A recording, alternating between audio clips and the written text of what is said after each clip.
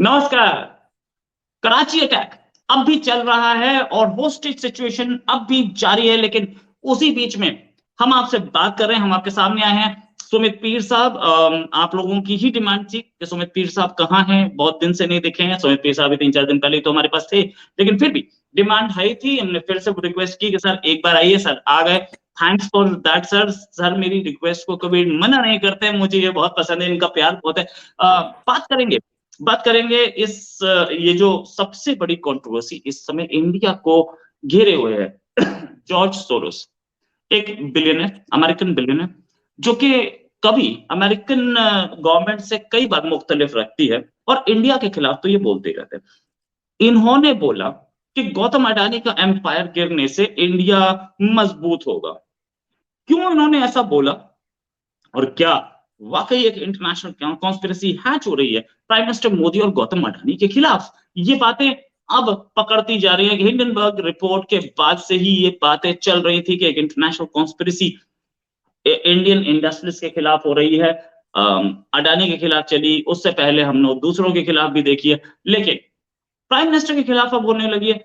इसी पर बात करेंगे सुमित पीर सर से। सुमित पीर सर इंटरनेशनल एनालिस्ट हैं और इनकी एनालिसिस और इनकी इंफॉर्मेशन बाकियों से बिल्कुल मुख्तलिफ, बाकियों से बिल्कुल अलग और फैक्ट्स एंड फिगर्स के साथ। सर बहुत बहुत स्वागत आपका हमारे शो में। पहली चीज, क्या इंडियन बिजनेसमैन और इंडियन एस्टेब्लिशमेंट और इंडियन प्राइम मिनिस्टर और इंडियन गवर्नमेंट के खिलाफ कोई इंटरनेशनल कॉन्स्पिरेसी चल रही है? जिस तरीके से अडानी पे भी अटैक हुआ, बीबीसी की मोदी पे डॉक्यूमेंट्री आई, अब प्राइम मिनिस्टर मोदी और अडानी को जोड़ करके अटैक किया गया।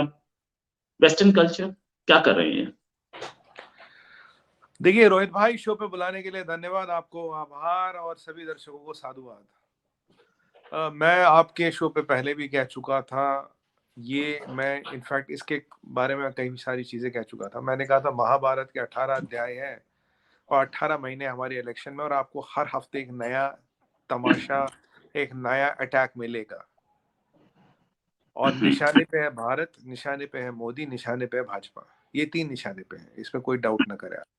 देखिए, भारत के बढ़ते हुए वर्चस्व से हर एक को तकलीफ है। अब मैं आपको एक छोटा सा एग्जांपल दूं। यूपी में भी हमने इन्वेस्टमेंट किया था, इन्वेस्टमेंट फोरम लगाया था हमने यूपी में, राइट, समिट किया था। $350 बिलियन की इन्वेस्टमेंट आई है, which is more than GDP of Pakistan. जब ऐसी ऐसी चीजें आप करोगे, यूपी एक स्टेट है, पूरी कंट्री में कितना पोटेंशियल है। आपने देखा एरो शो कैसा रहा, आपने देखा टाटा ने $100 बिलियन का जहाजों का ऑर्डर दिया, और जो बाइडेन का फोन आता है, ऋषि सुनाक का फोन आता है, मैक्रोन का फोन आता है। अगर आप इस थोड़ा सा पीछे जाए, जब गुजरात का नतीजा आया था तो प्रधानमंत्री मोदी जी ने कहा था हम पे हमले होंगे, हम पे जुल्म बढ़ने वाला, आरोप लगने वाले। उसके बाद क्या है, पहले राहुल गांधी जी का आता है स्टेटमेंट कि केरोसिन गिरा है, माचिस की तीली लगाने की जरूरत है।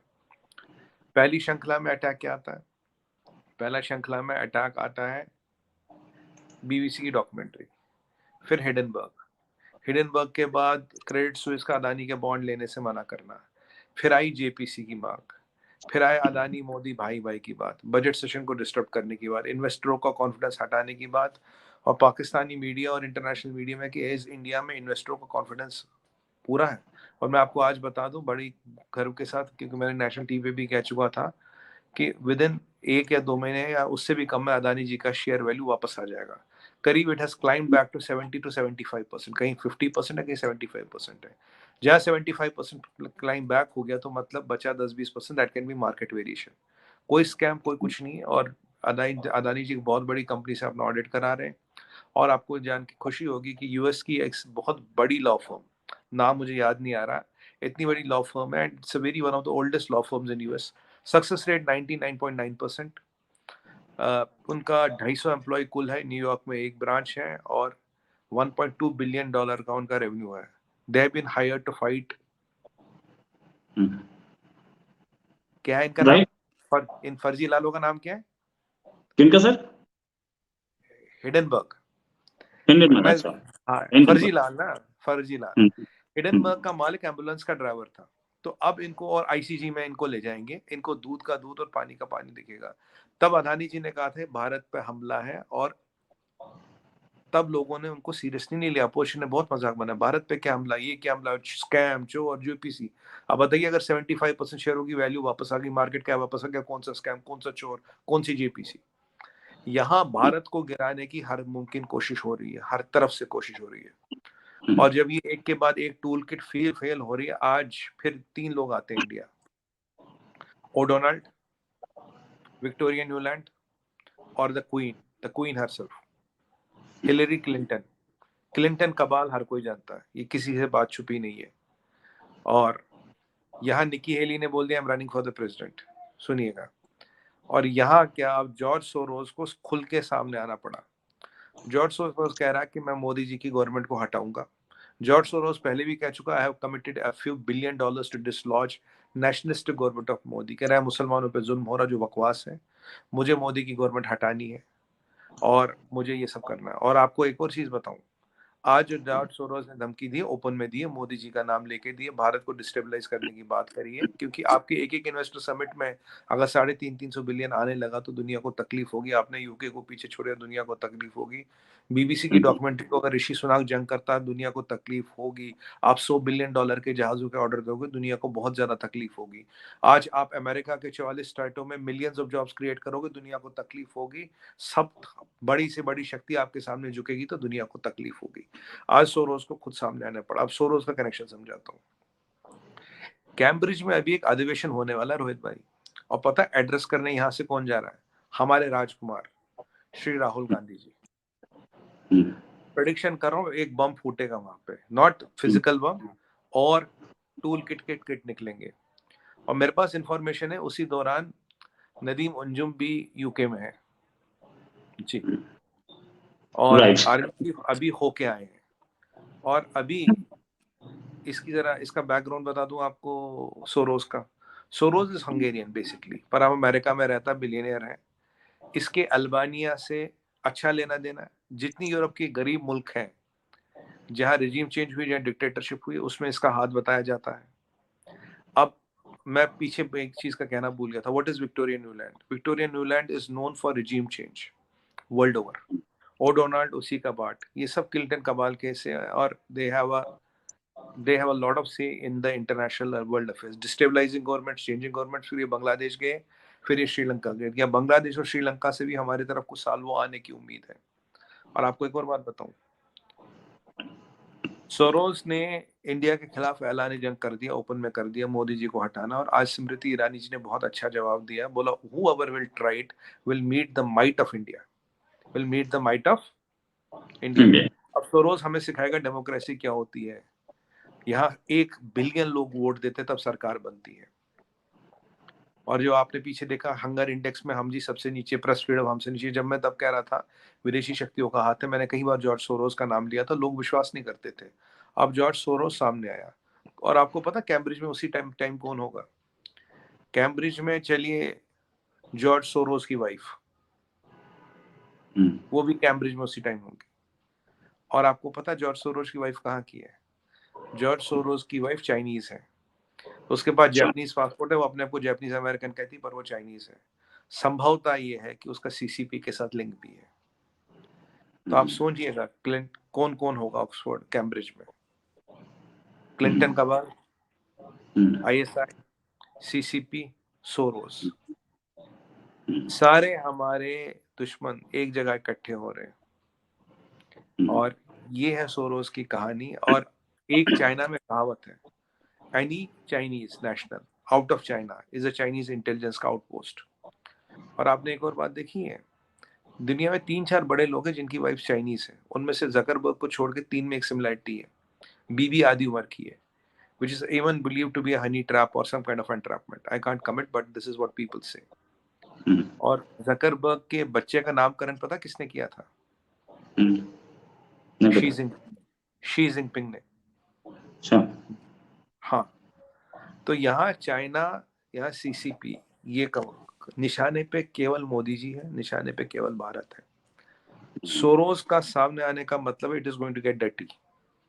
और 2024 तक खून बहने की संभावना है, काफी तहस नहस होने की संभावना है। आपको याद होगा एक बार मोदी जी ने कहा था कि मैंने बहुत बड़े लोगों से पंगा ले लिया, मेरी जान को खतरा है। एक बात बताइए मुझे, भारत के प्रधानमंत्री को मारने की या हाथ भी लगाने की औकात किसकी? एसपीजी की प्रोटेक्शन में रहते हैं ये बड़े लोग। ये लोगों का मतलब ये जिहादी टेररिस्टों आतंकवादी बाड़े के टट्टुओं से नहीं था, मतलब था इंटरनेशनल कबाल से, इंटरनेशनल डीप स्टेट से, जिनकी पहुंच पूरे दुनिया में है, जिनके हाथ पैर पूरे दुनिया में फैले हैं। डर उनसे था। जॉर्ज सोरोस को हल्का न ले। जॉर्ज सोरोस का नेटवर्क 60 कंट्रियों में, और अभी जो राहुल गांधी की भारत ही होते हुए जोड़ो यात्रा जा रही थी, जॉर्ज सोरोस का डायरेक्ट एम्प्लॉय, जॉर्ज सोरोस का एक डायरेक्ट एम्प्लॉय राहुल गांधी जी के साथ चल रहा था, एक शेट्टी नाम का बंदा। जॉर्ज सोरोस के बंदे ट्विटर के बोर्ड में थे, अब है नहीं है मुझे नहीं पता। ट्विटर के बोर्ड में जॉर्ज सोरोस के बंदे, और यहाँ करीब 10 से 15 मीडिया हाउस है जिनको फंडिंग जॉर्ज सोरोस होते हैं। नाम लेने की जरूरत नहीं, आप जान होंगे मैं किनका नाम ले रहा हूँ। और यहाँ 15 से 20 बिके हुए जर्नलिस्ट हैं जो जॉर्ज सोरोस से पैसे लेते हैं। और एक और बात बताऊं, एक यहाँ के जर्नलिस्ट ऐसे भी हैं जो आजकल बेकार हो गए हैं। वो हिडनबर्ग के दफ्तर 7 बार गए थे पिछले 2 महीने में, और हर बार मीटिंग 2-2 घंटे हुई है। तो कहने का मतलब है रोहित भाई, जो हम लड़ रहे हैं, अब हम इंडिविजुअल से नहीं लड़ रहे हैं, अब हम आईएसआई से भी नहीं लड़ रहे हैं, अब हम लड़ रहे हैं कबाल से, इंटरनेशनल कबाल। इसमें सारे खिलाड़ी मिले हैं। और ये चीज की मैं वार्निंग आपके चैनल पे और चैनलों पे और नेशनल टीवी पे कई बार दे चुका हूँ, कई बार। और निशाने पे भारत, निशाने पे भारत की तरक्की। ईएनवाई का नंबर देखे तो आने वाले 2045 में will be $25.8 trillion economy, world second biggest economy. और अगर आप थिंक टैंक, मतलब 22 सालों में 22 ट्रिलियन का जीडीपी ऐड कर रहे हैं। और अगर आप थिंक टैंक्स की बात देखें आज, किसी भी थिंक टैंक की, चाइना को टूटने का समय अमेरिकन और चाइनीज थिंक टैंक्स भी 2029 बता रही है। पहले हम बताते थे रोहित भाई, हमारा कोई विश्वास नहीं करता था। अब यही थिंक टैंक्स बता रही तो सब विश्वास करे। 2029 is the time given now. ये चीज अब खुल के सामने आ रही है। China will breakup. अगर चाइना ब्रेकअप करता है, it will be between US and India. China का डेट बढ़ के $52 ट्रिलियन हो गया है। यूएस का डेट 34.1 ट्रिलियन। यूएस में सेविंग्स जो है, यूएस की जो सेविंग्स है, that the credit card spendings have exceeded the savings of US. It's a economic benchmark, बहुत बड़ा लक्ष्मण रेखा जो पार हो गई है। और जो आपने 100 बिलियन जहाजों का ऑर्डर दिया, 142 कंट्रियों का जीडीपी 100 बिलियन नहीं है। और पाकिस्तान की बात करूं तो 1/3 of Pakistan GDP 100 times of current foreign exchange reserves of Pakistan. और एक समिट से पाकिस्तान की जीडीपी से ज्यादा इन्वेस्टमेंट आ जाती भारत में। आप देख रहे हो भारत की सेना सशक्त हो रही है, प्रधानमंत्री सशक्त है, वायुसेना, थल सेना, किसी की भी बात करें सशक्त होते हैं, इंस्टीट्यूशन हमारे सशक्त हो रहे हैं, हम चल रहे हैं। और यहाँ देखिए, यहाँ पाकिस्तान और आईएसआई क्या कर रहा है। अब नया जो तूफान आएगा, नया तूफान आएगा कैम्ब्रिज से। आप देखिएगा, वेट करिएगा, ये मेरा प्रेडिक्शन है, it will come from Cambridge. We have to brace for the storm Rohit भाई, स्टॉर्म आने वाली है। याद करिए वो स्टेटमेंट, हम पे जुल्म बढ़ने वाला, हम पर आरोप लगने वाले, आप और हमको जुल्म सहने की शक्ति बढ़ानी पड़ेगी। भारत, मोदी का बहाना है, भारत में निशाना है। किसी भी तरह से कोशिश ये है मोदी जी और भाजपा 2024 में ना आए। एक मिलीजुली सरकार, कॉम्प्रोमाइज सरकार बहुत अच्छी होती है। इंटरनेशनल कबाल के लिए उनके काम होते रहते हैं, उनके इंटरेस्ट सर्व होते रहते हैं। आज जॉर्ज सोरोस ने कहा कि I won't be naive to say कि मैं एक नई, एक डिफरेंट डेमोक्रेटिक डिस्पेंसेशन आनी चाहिए। उसका क्या मतलब है कि कांग्रेस आएगी तो डेमोक्रेटिक और भाजपा डेमोक्रेटिक नहीं है। 100 करोड़ लोगों ने वोट दिया, वो डेमोक्रेटिक नहीं, तुम हमें डेमोक्रेटिक से ऐसे सिखाओगे। पर देखिए मोदी जी का प्रकोप और ऐसा है कि कबाल को खुल के सामने आना पड़ रहा है। ये जो आप देखिए किसान अधिवेशन में क्या है, क्या नाम है, ग्रीटा थनबर्ग, मियां खलीफा, किसान मियां खलीफा, और ये मीना हैरिस का बोलना, रिहाना का बोलना, समझ गए आप। वेंडलाइजेशन ऑफ टेम्पल्स, बांग्लादेश में 14 टेम्पल वेंडलाइज किए गए एक रात में।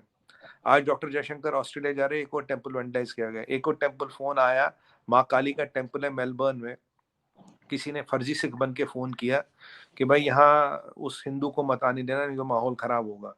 जबकि सब जानते कि स्वयं गुरु गोविंद सिंह जी महाराज माँ काली के भक्त थे। माँ काली की तो वो तस्वीर या एनग्रेवमेंट उनके तलवार पे थी, इसलिए वो कभी कोई युद्ध नहीं हारे। पर यहाँ देखिए, मैंने कहा कोई सिख, कोई हिंदू ये कभी ये तो जानता ही है कि गुरु गोविंद सिंह जी बहुत बड़े भक्त थे खुद माता के, बहुत माता की बहुत बड़ी अनुकंपा थी उनके पास, उनके सर पे, और माता उनकी रक्षा करती थी। पर ये चीजें भी दाव पे लगाई जा रही है। बीबीसी की डॉक्यूमेंट्री क्या थी, बीबीसी की documentary was to radicalize Muslim youth in India and Muslim youth in UK. ये भी जो डीजीपी की कॉन्फ्रेंस हुई जिसमें अमित शाह ने पार्टिसिपेट किया, तो सब डीजीपी ने कहा सबसे बड़ा थ्रेट है नेशनल सिक्योरिटी को क्या, रेडिकलाइजेशन ऑफ मुस्लिम यूथ। और ये जो बेहेडिंग हुई राजस्थान में, ये जो बेहेडिंग हुई ये नुपुर शर्मा जी के मसले पे, ये जो बेहेडिंग हुई थी यहाँ पे महाराष्ट्र में, अब तो खुलासा हो गया, आईएसआई ऑर्डर दे रहा था। तब भी मैंने आपके क्या पाकिस्तान मीडिया पे भी कहा, मैंने कहा कोई आतंकवादी अनाउंस नहीं करता, फिर पिक्चर नहीं बनाता, फिर अपलोड नहीं करता, फिर अपने हथियार नहीं दिखाता, फिर ये नहीं बताता मैं कहाँ जा रहा हूँ। तब अगेन कोशिश की जा रही, हिंदू मुसलमान किया जाए, हिंदू सिख किया जाए, हर तरफ से मिट्टी का तेल छिड़कने की कोशिश कर रही है और चिंगारी लगाने की कोशिश कर रही है। देखिए you are a nuclear triad, आपको कोई हरा नहीं पाएगा। एक ही तरीका देश को तोड़ने का, अंदर से तोड़ो, अंदर से तोड़ने की कोशिश हो रही है। अब यहाँ देखिए मैं विषय पे जाना नहीं चाहता क्योंकि एक बहुत डेंजरस चीज यहाँ हो रही है, ओपीएस ओल्ड पेंशन स्कीम को रिवाइव करने का मतलब है देश की इकोनॉमी को तबाह करना। वो तक कोशिश, फ्री बिजली, फ्री पानी, सेंट्रल गवर्नमेंट की स्कीमों का नाम बदल बदल के दी जा रही, पर आज आदरणीय सुप्रीम कोर्ट ने मना कर दिया कि आप स्कीम बदल के नहीं दे सकते। कुछ यहाँ स्टेट कर्जों में डूबे जा रहे हैं, राइट। वहां पाकिस्तान में आर्मी का बिल्डअप हो रहा, पाकिस्तान हाईली अनस्टेबल हो रहा है, unstable Pakistan, uncontrollable Islamic bomb, George Soros, Clinton का बाल, यहाँ पे कैम्ब्रिज, और यहाँ पे विक्टोरिया न्यूलैंड, ओडोनाल्ड, हिलरी क्लिंटन, सीसीपी का angle, Chinese wife, George Soros. Rohit भाई कितना गिनाऊं, और भी बहुत कुछ है गिनाने को, बट मुझे लगता है कि इतने डिस्क्रिप्शन से 16 मिनट में लोगों को चित्रण और चरित्र और चित्रण दोनों समझ आ गए होंगे। What are we up against, we are fighting them all. And तो मोदी जी ने कहा था ना, एक अकेला तुम सबसे भिड़ रहा है, ये मैसेज अंदर भी थी बाहर भी थी जी। राइट सर, बैंग ऑन, जैसे बोलते हैं बुलजाई, सीधे बुलजाई पे गोली मारी, एग्जैक्ट आंसर। अच्छा सर एक चीज, इंडिया ने एक ऑर्डर दिया, इंडिया की एक कंपनी ने $100 बिलियन का, जिससे बोला जा रहा है कि अमेरिका में 44 स्टेट्स में जॉब्स आएंगी, 1 मिलियन जॉब्स, 10 लाख जॉब्स। एक जमाना हुआ करता था आज से 20 साल पहले का, जब हम और आप दोनों के दोनों उस समय अच्छी तरह से पहचानते थे कि इकोनॉमी क्या होती है। उस समय अमेरिका कभी इंडिया को जॉब्स दिया करता था, इंडिया में जॉब्स अमेरिका से आती थी। आज इंडिया से अमेरिका में जॉब जा रही है, ब्रिटेन के प्राइम मिनिस्टर और मैक्रोन यानी कि फ्रांस के प्रेसिडेंट, दोनों के दोनों खुश हो गए इस डील से कि इतना बड़ा डील, वाओ ग्रेट। दोनों के दोनों पर्सनली मैसेज भेज रहे थे। प्राइम मिनिस्टर मोदी से बात की। इंडिया एक ऐसी इकोनॉमी हो चुकी है जो कि डायरेक्टली इंपैक्ट कर रही है अब अमेरिका को और यूरोप को। इससे पहले American stock markets Indian stock markets को इंपैक्ट करते थे, आज रिवर्स। ये Indian stock markets American stock markets को इंपैक्ट कर रहे हैं, इंडियन डील्स अमेरिका के जॉब मार्केट को इंपैक्ट कर रही हैं। ये रिसर्चेस आप कहां तक देखते हैं? साथ में एक मैं नेक्स्ट क्वेश्चन आपसे बाद में पूछूंगा। देखिए रोहित भाई, एक चीज मैं पिछले प्रकरण में कहना भूल गया था। जॉर्ज सोरोस की वाइफ की दोस्ती एक हमारे महिला पॉलिटिशियन से है, नाम लेना ठीक नहीं होगा, अभी वक्त आने पे लूंगा, और कनेक्शन बहुत गहरा है, इट्स सीरियस कनेक्शन, बहुत गहरा है। और मैं आपको एक और चीज बताऊं, अब ये आपने जो दूसरी बात की, देखिए यहाँ मैं 2 मिनट में एक चीज समझाना चाहता हूँ, ये डील कोई आम डील नहीं है। अभी हमने 500 जहाज लिए 100 बिलियन के, और अभी हम 1500 से 2000 जहाज और लेंगे, बाकी एयरलाइंस और एयर इंडिया का एक्सपेंशन। एयर इंडिया किसको टारगेट कर रही है? देखिए सबसे बड़ा जो इंटरनेशनल डेस्टिनेशन चलाती है एमिरेट्स है, एयर इंडिया का टारगेट और एयर इंडिया का कंपटीशन एमिरेट्स से होगा। अभी 113 जहाज है एयर इंडिया के पास, अब जो नए जहाज आएंगे उससे कम से कम सीधा 50,000 से 1 लाख नौकरियां तो एयर इंडिया में ही खुल जाएंगी, एयर इंडिया में, एयरपोर्टों में। हम एयरपोर्ट डबल कर रहे हैं, हम क्या कर रहे हैं? 5-7 चीजें बताता हूँ। हम एक एमआरओ हब बना रहे हैं राफेल का। एमआरओ होता है मेंटेनेंस रिपेयर ऑपरेशन ओवरऑल। हम एविएशन हब इंडिया को क्यों नहीं बना पा रहे? बिकॉज हमारे पास एमआरओ नहीं था। लोकहेड मार्टिन का थर्ड इंजीनियरिंग और रिपेयर सेंटर, एक कनाडा में, एक यूएसए में, तीसरा इंडिया में खुल रहा है। हमने 1000 हेलीकॉप्टर बनाने वाली फैक्ट्री डाली। हमारे पास LCH बन रहा है, हमारे पास LCA बन रहा है। तेजस को हमने अपने एयरक्राफ्ट कैरियर पे उतारा, अब उसका मरीन वेरिएंट बना रहे हैं। मार्क 3 मार्क 2 पे हम काम करें, एमका पे काम शुरू होगा जल्दी। LCH LCA की भी हमारे पास डिमांड है, बहुत ज्यादा आनी शुरू हो गई है। इंजन यहाँ बनने लगा है, हमारा कावेरी इंजन टेस्ट हो गया है और अब उसमें सिर्फ एंड्योरेंस टेस्ट बाकी है। रशिया में हाई अल्टीट्यूड टेस्टिंग उसकी हो गई है। 6 कंपनियां यहाँ इंजन बना रही है। सुखोई सोच रहा है कि मैं अपना जो है अब प्रोडक्शन इंडिया ले आऊं इस डील के बाद। ऑलरेडी एयरबस टाटा का जो टाई अप है, टाटा का टाई अप एयरबस के साथ भी है, बोइंग के साथ भी। आपको याद होगा वो ट्रांसपोर्टर बना रहे हैं उनके साथ मिलके।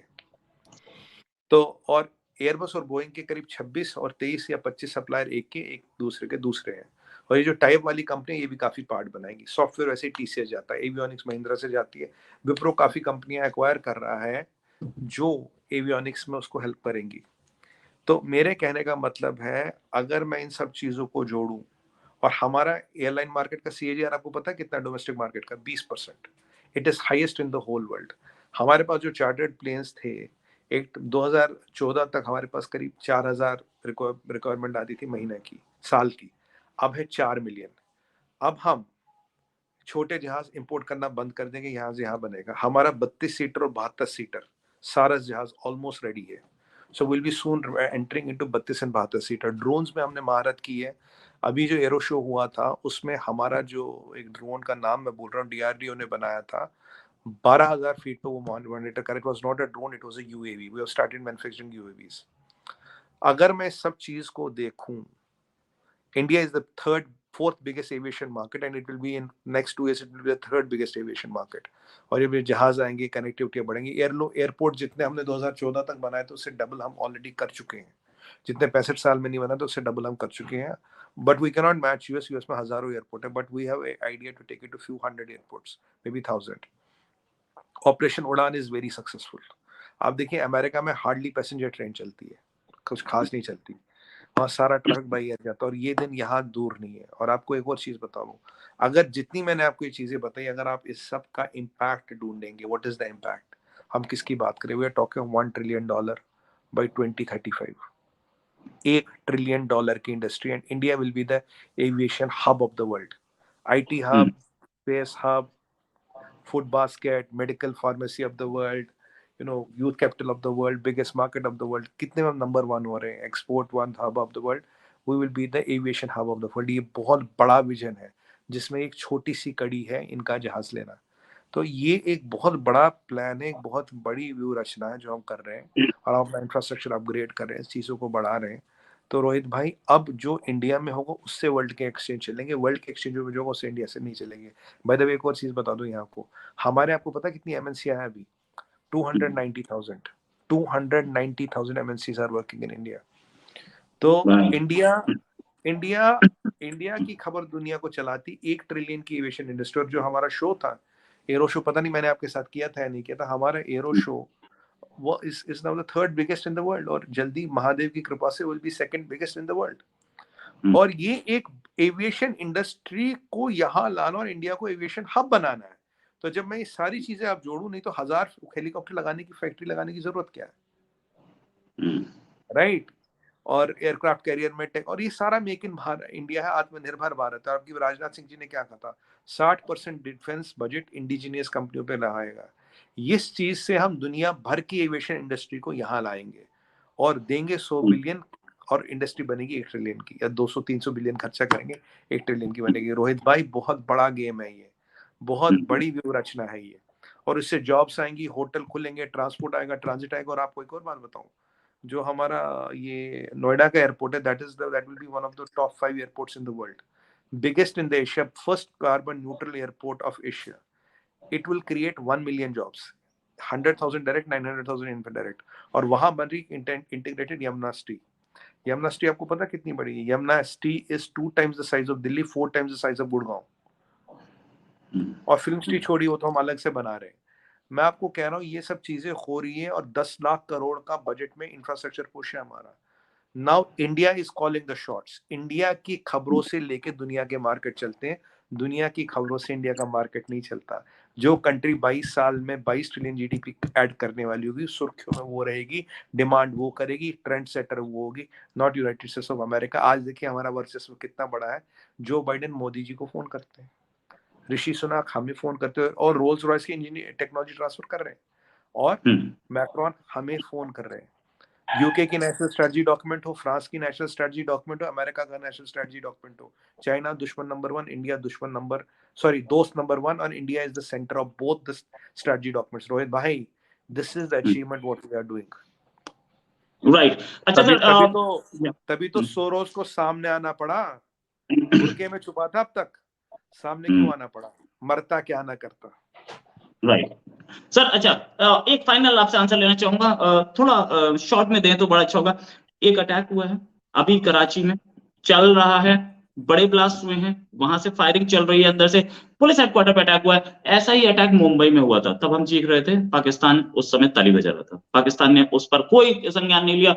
ये चीज पाकिस्तान ने ही सिखाई थी, अब पाकिस्तान ही झेल रहा है। इस पर आप क्या कहना चाहेंगे? भाई वो तो कहा ही था ना हिलरी क्लिंटन ने, when you rake snakes in your backyard they are not only going to bite your neighbours, तुम्हें भी तो काटेंगे।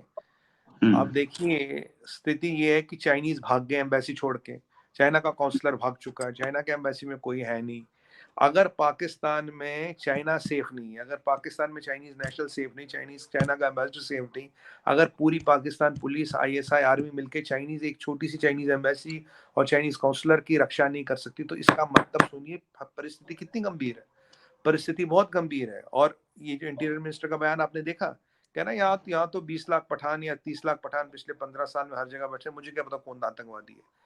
तहरीक तालिबान में इतनी कैपेबिलिटी है, हर गली कोचे में अटैक कर सकता है। आपने देखा कल बीएलए ने ट्रेन उड़ा दी पाकिस्तान के, जिसमें पाकिस्तान के फौज थे।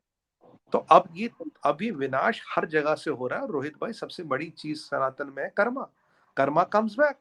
कर्म तो हमेशा वापस आता। हम सनातनी अच्छे कर्म क्यों करते भाई? हम अच्छे कर्म क्यों करते? Intention of Karma determines the outcome of Karma, और कर्मा कम्स बैक। जो बोओगे वही पाओगे। बीज लगाओगे बबूल का तो गुलाब तो उगेगा नहीं ना, बबूल का ही पेड़ उगने का। तो ये जो इन्होंने इनका कुत्ता इन्हीं को काट रहा आज के डेट में।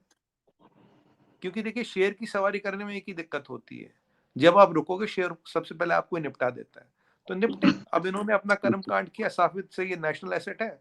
50,000 जहादी बिठा रखे हैं वहां पे, हालत खराब है, इकोनॉमी खत्म है, कुछ नहीं है, तो भुगतेंगे रोहित भाई। हम देखो, हमने कुछ नहीं किया, हम पे जरूर तहमत लगाएंगे ये भारत ये वो, पर हमने कुछ नहीं किया। हमारा कोई मतलब नहीं, तहरीक तालिबान से हमारा कोई लेना देना नहीं है। मेरी पाकिस्तान आर्मी से कोई सिंपैथी नहीं है। मैं पाकिस्तान में किसी पे भरोसा नहीं करता। कल तो मैं एक डिबेट में बैठा था, तो लोग कहे पाकिस्तानी जर्नलिस्ट, मैंने कहा पाकिस्तान का कौन सा जर्नलिस्ट आईएसपीआर के पेरोल पे नहीं है? इंडिपेंडेंट जर्नलिज्म तो इंडिया में होता, पाकिस्तान में थोड़ी ना होता।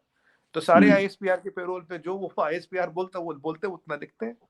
एक चीज और कि टीटीपी बोला जाता है कि इंडिया की है, ये बोलते हैं, पाकिस्तानी क्लेम करते हैं कि इंडिया टीटीपी को सपोर्ट कर रहा है, ये क्लेम करते हैं। अगर इंडिया सपोर्ट कर रहा था या इंडिया उसे हथियार देता है, इंडिया की है, तो आप उससे पीस टॉक्स क्यों कर रहे थे? पाकिस्तानी आर्मी, पाकिस्तान उससे पीस टॉक्स कर रही थी, क्यों कर रहे थे? इसका मतलब आप इंडिया के आतंकवाद से पीस टॉक्स कर रहे थे। खैर एनीवेज, और एक खबर आपको देता चलूं साथ साथ, टर्की ने आने से मना कर दिया था, शहबाज शरीफ को दोबारा वापस पहुंच गए, और वहां पहुंचे तो प्रोटोकॉल भी नहीं मिला, कई घंटे प्लेन में बैठे रहे। पता नहीं क्यों बेइज्जती कराने जाते हैं हर जगह। अरे यही नहीं रोहित भाई, एक और कांड भी हुआ है। इन्होंने टर्की को कुछ इमदाद भेज दी। इमदाद, भिखारी आजकल ना वो साहूकार बन गए। जब इमदाद पहुंची टर्की, सुनिएगा, जब उन्होंने डब्बा खोला, जो टर्की ने माल भेजा था फ्लड पे, उसी का लेबल बदल के उन्हीं को भेज दिया। जिसका जूता उसी का सर, मियाँ की जूती मियाँ का सर। वही हुआ, इनके साथ भी यही हुआ था। चाइना ने वो ब्रा काट करके वो भेज दी थी, याद है आपको, मास्क बना के।